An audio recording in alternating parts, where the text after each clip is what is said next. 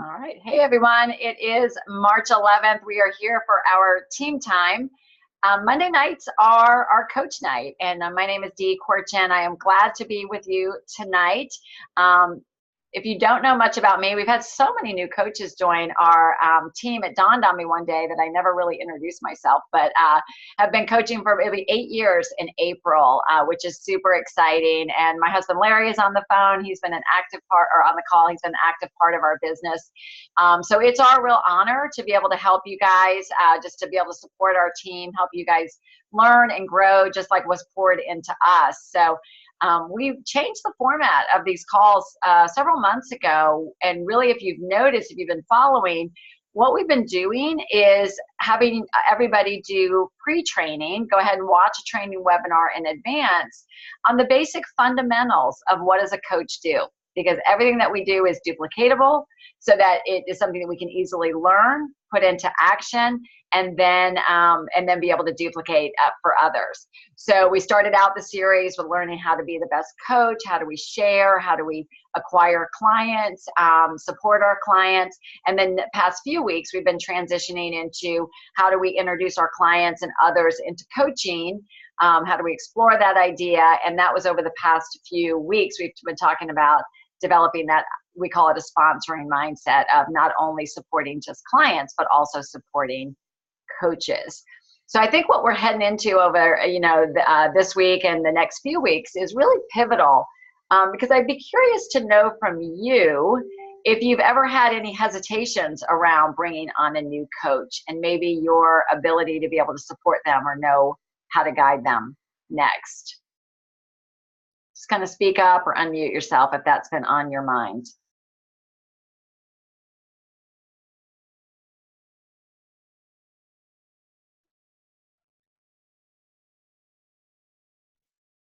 Yeah, I have. I've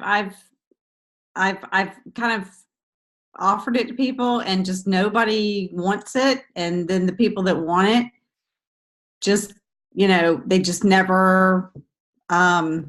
I don't know. They say it would be cool, but then they just don't. I don't know. They don't have time, which we've dealt with that before. But I just, yeah, I think I'm sure it's something I'm doing. I'm, but I've struggled with that a lot.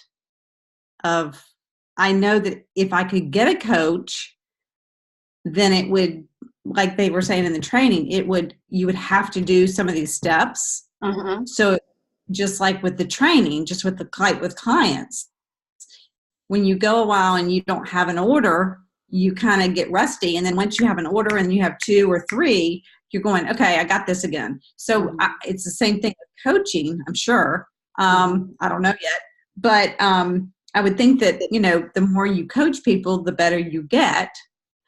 But, yeah, I'm struggling. Okay. Good to know. Tell me, and thanks you for sharing that, Katie. Thanks for kind of putting it out there, because I think somebody else just joined in the chat that they've also had that. And it can be, it's interesting because it can be a number of things. It can be from maybe not following the simple process of bringing our coaches, or our clients to calls with our coach so we can hear them talk about coaching. Sometimes it's just in the posturing. It might be in our own mindset. We don't even realize it. But I think hopefully you're learning from this about the importance of talking about the trilogy from the very beginning. So over the past few weeks, we had talked about things about the sponsoring mindset, using celebration calls with clients. So tell me what you may have shifted since you've been watching those trainings, and maybe have any of your actions changed?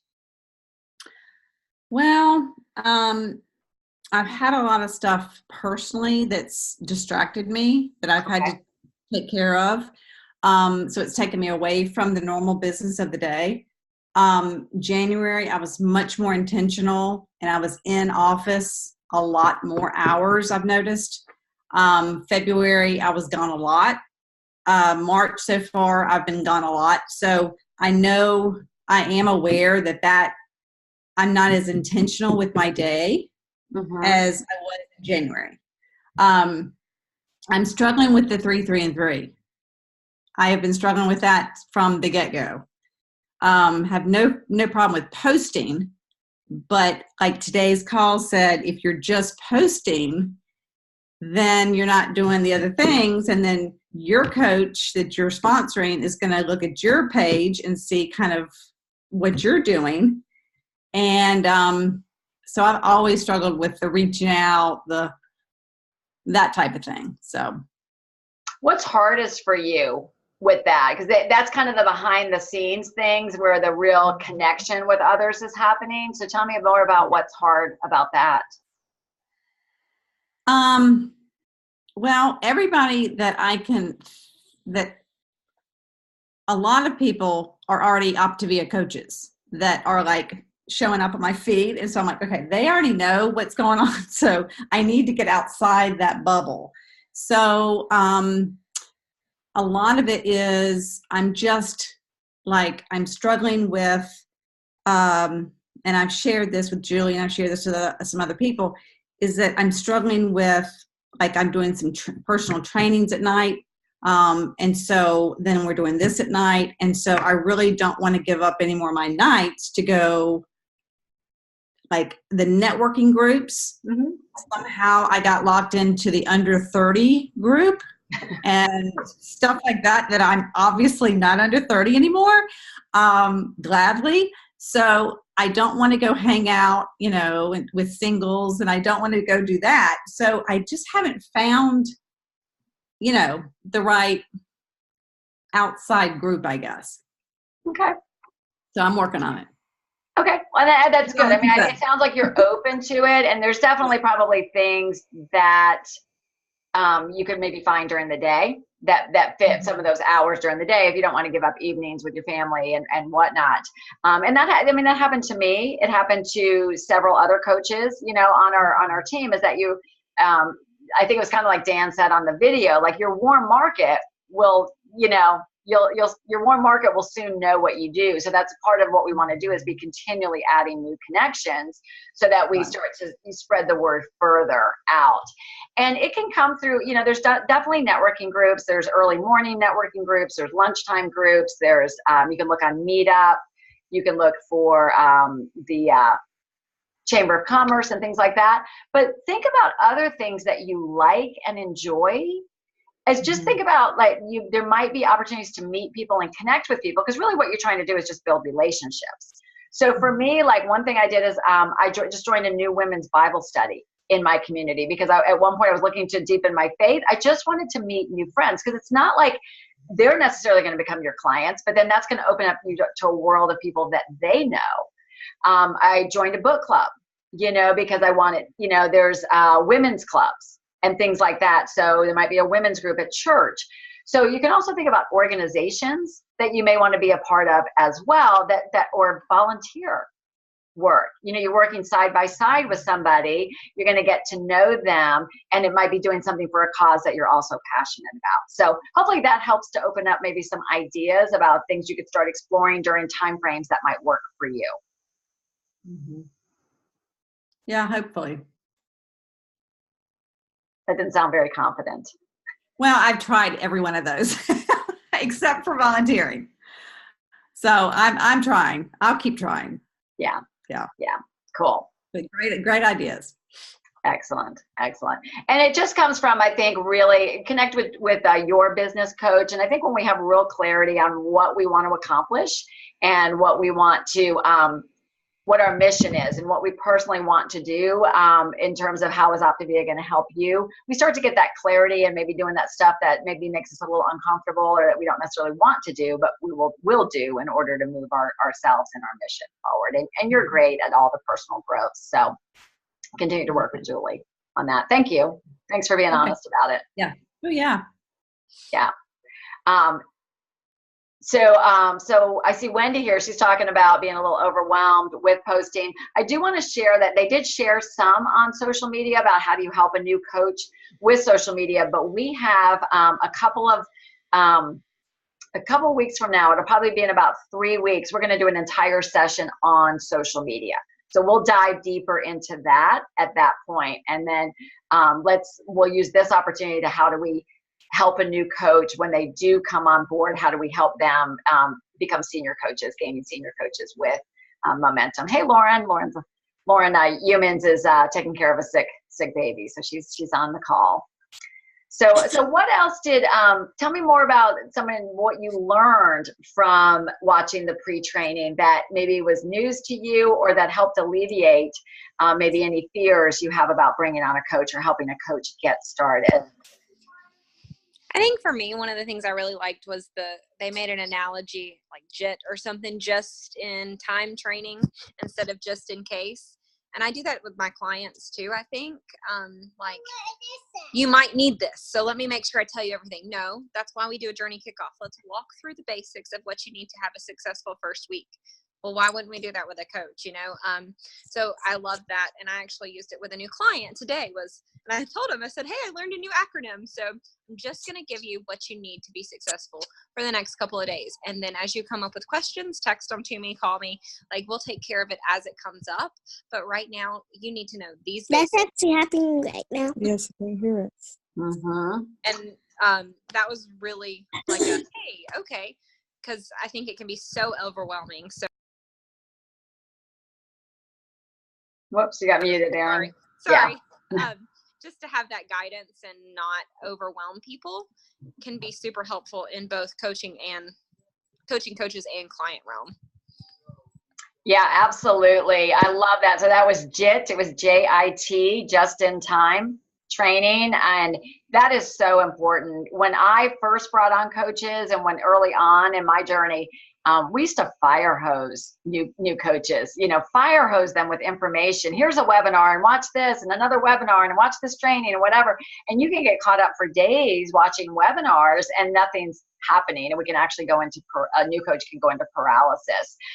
So I really like, if you've been paying attention, the real format is that we will bring somebody to a Coach Explore call with your business coach, already start to be lining up who are their first 5 people that they're going to talk to, or at least who are the first few people, just in time, right? Let's just start to think about who the first people, okay, let's show you what to say.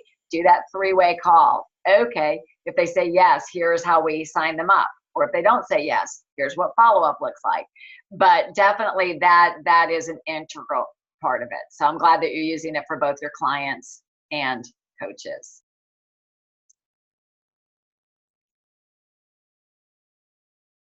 Who else? What else is something else that you learned that maybe you can put into action or that alleviates some of the fears? Because one of the most common things I hear from coaches that I'm working with is either what Katie said, either they're struggling with the actual offer and people saying yes, and or there's hesitation to even offer or really be serious about bringing a coach on because we're scared, if I bring them on, what will I do with them? So hopefully this training will start to alleviate some of that. Dee, I have a question, but my situation's a little bit different. Sure. I have 2 friends that have been involved in direct sales with other companies and have done very well. And they've been curious about what I'm doing. And I've talked to them and I've sent them some information. I think what's holding them back is that neither one of them are on the program. Mm-hmm. And maybe aren't sure that they want to be on the program. So how do I address that? Yeah, that's a great question. And I often offer the opportunity to people that are not on program. But in my mind, even if I'm talking to somebody that I can tell probably needs it, I always say it's not a problem because we know the program's going to take care of the health issue.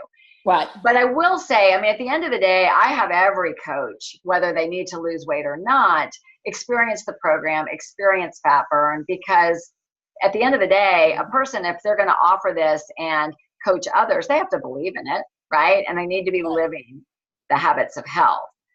So I think if you've sent them information, I think the next step would be asking if they would like to do a Coach Explore call with you and your sponsor, right? Probably Meg. So would they like to do, just learn more about it? It's just exploring it. And we could maybe start to uncover what is possibly holding them back. They obviously had an interest. So now we would just want to know what interested them about it, what did they like, and then possibly if there's hesitation, see if we can possibly talk through that. Okay. Hey, Dee. Yeah. So in the pre-training video, I really like the analogy of the water hose being hooked up to a spigot. And, you know, if you don't turn the spigot, you're not going to get any water out.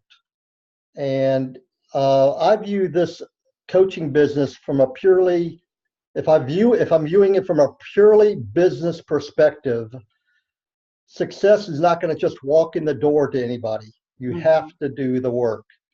And it's just not a matter of posting one time on Facebook once a week or talking to one person one time a week. It takes work. And that work is turning the spigot, and you have to keep turning it and turning it and turning it in order to get results. So when coaches are frustrated or clients are frustrated, I love that analogy. Are they doing the work? And if they're not doing the work, well, there's your answer. That's exactly right. And you and Sean have done such a great job about the consistency of doing the work, and you've seen the results in your business. So, you know, you've really, really done a great job modeling that. And I loved what Dan Valentine said in the video. And this was a huge thing for me to shift and learn, was that if somebody's not doing the actions, it's not about giving them another list of actions or say, well, you just need to do the work. It's then a conversation about why aren't they doing the actions, right? Because then it's either a fear or a concept or something like that behind it that's preventing them from actually doing it. So, and then I loved that they talked about circling back to the why. Why did they step into coaching, and what do they want from it, and what will they gain? Because we need that clarity, because if it gets all fuzzy, we're human. I don't know about you. If I'm not clear on what I'm doing, if something's going to make me uncomfortable, I'm going to probably find every reason not to do it, you know, because it makes me uncomfortable. But if I'm clear on what I want and where I'm going, then I'll do the uncomfortable. So, but it's taken my mentors to have conversations with me to, you know, when we get those blocks. So that's a great thing to point out. Hey, Dee. Yes. It's Lori. Hi, everyone. Hey, Lori. If we could for a minute, I'd like to piggyback on what Joanna was talking about, and I saw something up here. I think it was from Carol about comfortable bringing it up, but when someone's kind of just like, oh no.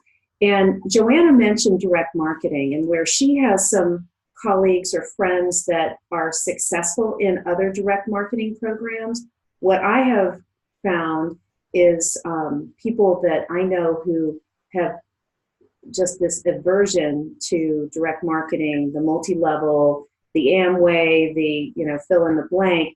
And that's really where it gets tough when they start, you know, thinking about and exploring the coaching business and how that works. And just would, as a new coach myself, would love to hear from this group some of the ideas and suggestions that you've leveraged to help kind of overcome that, because that's a real block for me. If I know that that's something that's, you know, folks aren't comfortable with, or they think it's a bad thing, a pyramid scheme kind of thing. I'm first going to let Larry, do you want to take that? Because you've really got a great perspective on it and how you share. Sure. Thanks for bringing that up, Lori. That's an excellent issue that comes up from time to time. This isn't mine. You know, again, I've learned things over time as well. And one of the things is, you know, folks may bring up the multi-level marketing. They may bring up other issues or concepts that they have. Well, first of all, I always kind of look at it this way. I learned that through relationship, if you have something of value that meets a need, that's really where you're going to connect. Okay. So again, it's having a relationship. So a friend, a colleague, a neighbor, whoever it may be, offering something of value for a need. If they don't have a need, then you don't have a match. And that's the key thing that I've learned over time is, like, selling is a bad thing, right? Everybody says, oh, I don't want to be sold, or I don't want to sell my friends. But it's one of those things that selling is done so poorly in any industry that people are turned off when people try to offer something to them. So it's important to make sure you look at it from a perspective of relationship, value, and need, and try to tie that together. As far as the multi-level marketing, it's always good to call that out. A lot of people don't even know what it is. I find, well, it's a pyramid scheme. Do you know what a pyramid scheme is? Do you know what multi-level marketing is? A pyramid scheme is they're basically taking your money and promising you something later on, and there's nothing really in exchange for it. I mean, that's a scheme, Here, again, direct sales is just that. You're offering something. And lastly, just everything that, the studies and the things that we've seen over time is direct sales, believe it or not, is growing faster than brick and mortar. Okay, so we know this from the Amazons of the world and stuff like that most stores are kind of disappearing. Why? Because people want a relationship. They want either no relationship, Amazon, or they want a relationship with somebody in which they're going to do business. Brick and mortar stores are losing out on both ends. They don't have the relationship. They don't have the pricing. So they're actually struggling. They're the ones that are missing out on a lot of where business is being directed in the future. So I hope I gave you some pointers there as far as what's out there. But don't be afraid to confront it and use the old "tell me what you think." We've learned that well over our training. But tell me why you think that way. I'd like to know what you're thinking and see if I can understand it. Don't try to change it, but try to understand it, and then try to show how it's different. So thanks for bringing that up. Yeah, I usually lead when somebody says like, well, is this a pyramid scheme or is this an MLM? I'll say, I'm curious why you ask. Or what does that mean to you? And very often, they don't even really know what it is. There's a concept or a fear around it. And then I just deliver the reality. You know what? We have an incredible health program that changes lives. And in order for us to make tremendous impact, it takes an army. So what we have is something that people can be certified and mentored and trained in. And by doing that, we can help a lot of people get healthy. And that's where I leave it. Can I say one quick thing? Yeah, please, Lori. One of the things that I found when people ask about multi-level and all of that is, I say to them, the difference also is that we don't have any merchandise.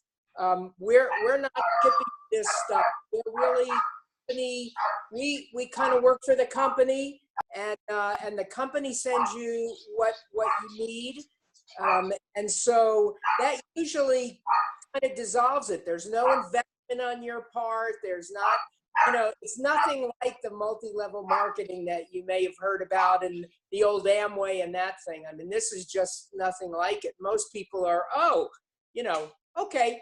And so I haven't had any issues with somebody that just says, no, this is multi-level. I don't want to invest or I don't want to be part of that. So that's worked for me.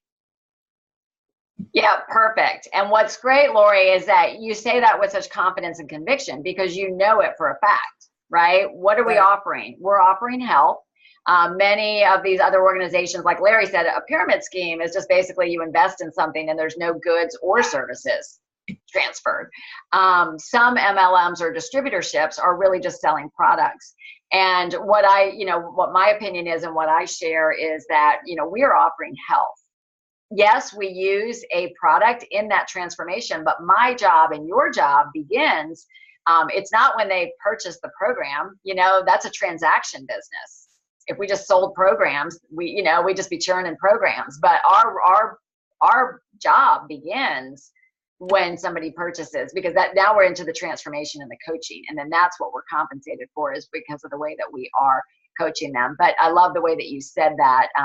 And the fact that you know it and you say it with confidence. That's why it's a non-issue for you. And Julie, Apple, Julie's been in this experience. Julie, you want to touch on that a bit? Because you were just talking about the importance of knowledge and asking questions to help understand them and then help them understand. Yeah, I think that was probably my fear. And that's why I said no to Dee and Larry for so many years, but I just didn't understand. And so now I'm so sensitive to that because people will say the same thing to me. And I'm like, well, I missed out for 4 years because I didn't understand and I didn't know. I wish I had understood it better. So I always ask people, tell me what you want to know. Tell me what your perspective has been. I always have people that have been involved in something and they have been burned before. And so then they come with their walls really up. And so whether that's jumping on program or coaching. So now I just want my goal. I don't even talk about Optavia as much as let's just talk and unroll what's been going on in their past and what their history's been. So that's where I try to start with people. And then the walls come down and you're like, then it's a totally different conversation. And they're much more open to hearing about the company and about how we can help them. Because then you find out, like Larry said, what's the actual need they have. And then you can go from there. Yeah, Dee, if I can add one more thing. Great, first of all, great comments, guys. Great conversation. The one other thing with multi-level marketing, a lot of the world is multi-level marketing. So it's kind of interesting. People just don't understand it. So for example, if I go down to the local tire dealer down the block, that individual in there is probably working, that manager is probably working for somebody that bought that distributorship to set it up and get it going. And they may go across town and open up another one. And the same thing, they have a manager that's working for them that's probably incentive to manage that store as well. So again, it's multiple layers because they have people working with them to help grow that business, and they're incented from that way. So much of that is whether it's a franchise for fast food, that's probably a bad word to say, but anything like that is multi-level, where somebody starts something and then others are following behind and they're incented to help that business grow. So it's really interesting how people get that twisted around. So great conversation. Mm-hmm. And Julie just pointed out, another Julie on our call in the comments about people don't care how much you know, but but more about how much you care. And I truly believe, I mean, and that can be difficult when you're trying to grow your business because you're like, I want more clients, I want some coaches, But if we can really approach it from every individual that we speak with, we're looking to fill a need for them. Right? If they have a need and if they want what we have to offer, right? That's where we're going to have our best chance of success is when they're, you know what I mean? We don't want to be talking anybody into anything, whether it's the program or coaching. But when we have that true conversation, like Julie Apple was saying, is like, okay, getting those walls down, like we do with the health assessment, doing the same thing with Coach Explorers, finding out how can this help them? What do they want? And, how does it fill a need for them? It's a totally different conversation. And like people in my world, they know, like I'm representing Optavia, forever, because whether or not you come on board or you come on board, I hope you do, because I know it can change your life, but I'm not dependent on whether or not you do. And as soon as people feel that and sense that from you, that it's simply a conversation, it's a much different experience for them and for you, and your business will grow from it. Lauren, do you have anything to add on that? Yeah, I was actually just going to ask if you wanted me to. I think I actually am part of an MLM. I am a Senegence distributor, and I started that before I became an Optavia coach. And I think the difference that I really feel between the two is I don't feel like I'm selling anything. And I feel like I'm just connecting with people. And I think I love when people get to the end of a health assessment call and they just thank me, like, thank you for taking the time out of your day, to talk with me and just to hear more about my life and about my health and where I'm at. And, people, that's so rare. That's so rare in our world for people to take 30 minutes out of their life, whether that person's going to sign up or not, and just invest in them and care about them and care about their, what's going on in their world and how we can help them to improve their life. And I think that really comes through with people. And I think that's why, that's honestly, I think why I have had the success with starting coaches is because when people feel invested in and feel valued and feel connected with someone, it's just, they want to be part of that, and they want to be able to do that with people in their world. And so I think when your heart is just genuine and you're not doing it to sell something, you're just doing it to connect. And I think people will sense that, they'll feel that, and they'll feel that authenticity. So that's perfect. And I think that you're very good. I mean, you at doing that. And also even in your initial assessment, Lauren, I mean, I feel like I hear from people, you immediately detect even where coaching can fit in.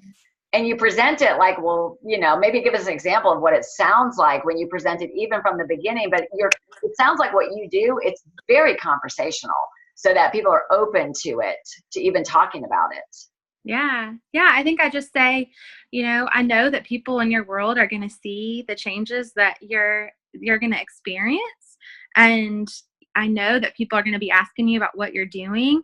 And later down the road, I know this might seem overwhelming right now, but later down the road, you know, I know that you're probably going to want to coach. You're probably going to want to help the people in your world get healthy alongside you. And, you know, and I talk to them about the financial benefit for our family and how I feel like I've been able to experience financial freedom in that. And I, you know, when I ask about their job and what they're doing for their job, a lot of people aren't happy in what they're doing. And so being able to give them this opportunity, and a lot of people have come on really quickly when you bring it up in that initial call and just aren't afraid of that, you know? So. Yeah, I'm amazed that if you really have that thorough conversation with somebody and get the walls down and they sense that you care about them, you can get into the personal stuff about the careers. I've even asked people early in conversations, what would it take to replace your income? And they'll share with me, you know? So one question for you, Lauren, with the difference with your MLM with the selling the makeup versus Optavia, what's been your experience overall financially as a result of those two different businesses? Oh my goodness. I'm extremely negative with my with Senegence because I like it so much. I buy way too much for myself. So it was funny because I was doing the taxes and I'm was negative a couple thousand the last year with my Senegence, whereas very, very, very, very in the positive with Optavia. And so, and I invested a lot of time in the makeup, even though it didn't really get me anywhere. So very little investment with Optavia and a very great return just for loving people. Yeah, really just an investment in getting to know people, right? Versus an investing in product to redistribute. I don't have to carry, just like Lori said, not having to carry any stock is huge. Not having to carry anything. Inventory. Yeah. Inventory. All right. Well, very good. Thank you, Pat, for your what you just shared. Pat and Mark were a great example of not really wanting to become coaches and fearful of it. And then they came to an event and kind of heard us in the heart and the heartbeat of who we are, and a shift. And what a gift you've been able to give to so many people, Pat, because your sister said yes to coaching. So very good. Thank you guys for tuning in. I would want to encourage you to hop over to Dr. A's call. The link is in our same Facebook post. Next week, that's at 8 o'clock, so you can hop over there right now. Next week, guys, several of us will be gone on the incentive trip, but Julie Apple and Zena are going to host in like Unplugged, Tell It Like It Is. Julie, do you have a title for it yet? Your call next week? Yeah. So it's going to Q&A, something. Q&A. Yeah. So Julie and Zena are both very experienced, seasoned coaches. So it's going to be a great opportunity for you guys just to connect and be able to develop while we're gone. So very good. Thanks for being on, guys. I think this was a great call, and see you in 2 weeks personally, but be on next week. See you over at Dr. A's call.